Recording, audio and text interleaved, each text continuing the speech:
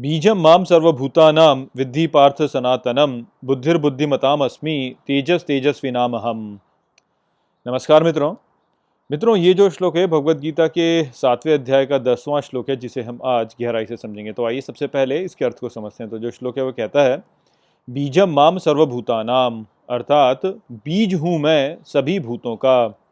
विद्धि पार्थ सनातनम, अर्थात जानो पार्थ सदा के लिए। बुद्धिर्बुद्धिमताम अस्मि, अर्थात बुद्धिमानों की बुद्धि हूँ। तेजस तेजस्वी नाम हम, अर्थात तेजस्वियों का तेजस हूँ मैं।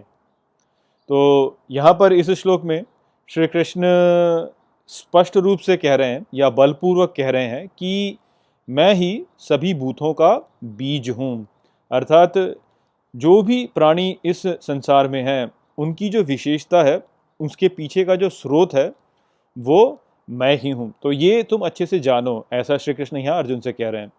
आगे श्री कृष्ण कहते हैं कि बुद्धिमान जो हैं, उन व्यक्तियों की बुद्धि मैं हूँ, और जो तेजस्वी हैं, उन व्यक्तियों का तेजस मैं हूँ।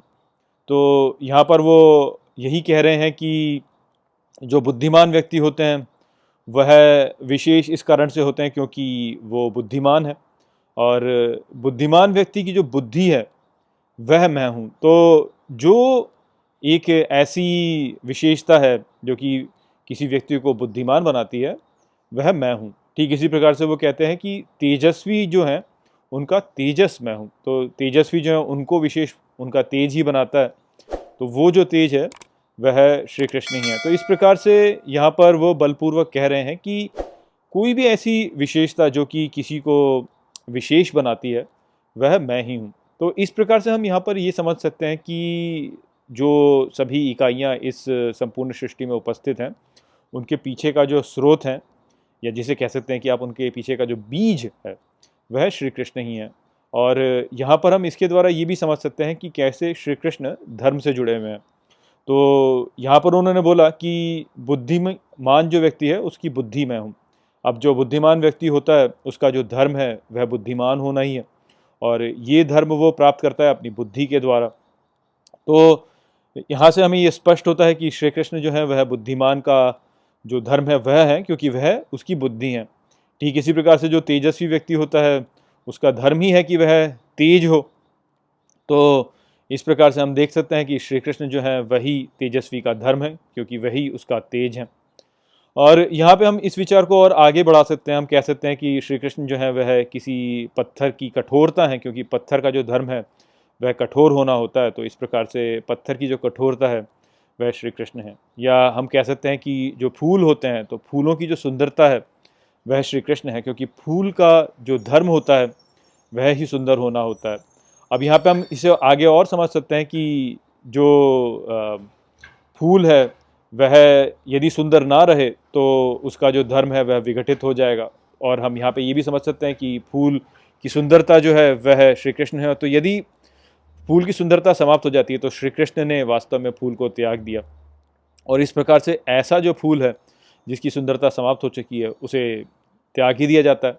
तो जो ऐसे फूल होते हैं जो कि कुछ समय पश्चात मुरझा जाते हैं, उनको हम त्याग ही देते हैं। क्यों? क्योंकि उसकी सुंदरता जो है वह क्षीण हो चुकी है। अर्थात श्री कृष्ण जो है वह उस फूल को त्याग चुके हैं, या उसमें अब नहीं रहे। तो फूल की सुंदरता जो है वह श्री कृष्ण है, और यदि श्री कृष्ण उस फूल को त्याग दें, तो उस फूल को फिर त्याग ही दिया जाता है। तो इसी प्रकार से हम देख सकते हैं कि कोई जो व्यक्ति बुद्धिमान है, यदि वह बुद्धिमान ना रहे, तो फिर धर्म जो है वह उसे त्याग चुका है, या श्री कृष्ण जो है वह उसे त्याग चुके हैं। तो इस प्रकार का जो व्यक्ति होगा, उसको फिर एक बुद्धिमान व्यक्ति के रूप में त्याग दिया जाएगा। उसको फिर यही कहा जाएगा कि ये व्यक्ति बुद्धिमान नहीं है। ठीक इसी प्रकार से जो तेजस्वी व्यक्ति है, उसमें यदि तेजस ना रहे किसी कारण से, तो श्री कृष्ण ने उस तेजस्वी व्यक्ति को त्याग दिया, और उस स्थिति में उस तेजस्वी व्यक्ति को फिर तेजस्वी नहीं कहा जाएगा। तेजस्वी के रूप में उस व्यक्ति का त्याग कर दिया जाएगा।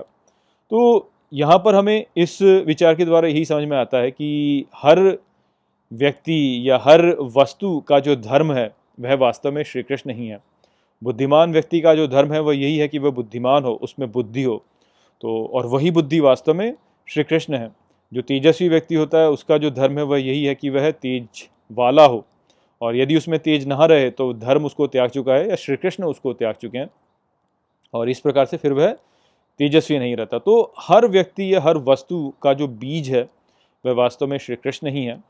जो आधार है जिसके ऊपर व्यक्ति या वस्तु स्थित है वह श्री कृष्ण ही है। बुद्धिमान जो व्यक्ति होता है वह अपनी बुद्धि के आधार पर बुद्धिमान कहलाता है, और ये जो बुद्धि है वही ही श्री कृष्ण है। यदि इस आधार को हटा दिया जाए तो वह व्यक्ति फिर गिर जाएगा, बुद्धिमान नहीं रहेगा।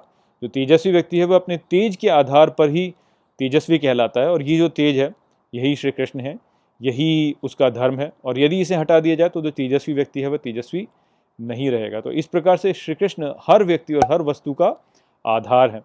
तो यही बात है जो कि यहाँ पर श्री कृष्ण ने अर्जुन को समझाई। आशा करता हूँ कि मैंने इस श्लोक को आपको अच्छे से समझा दिया होगा।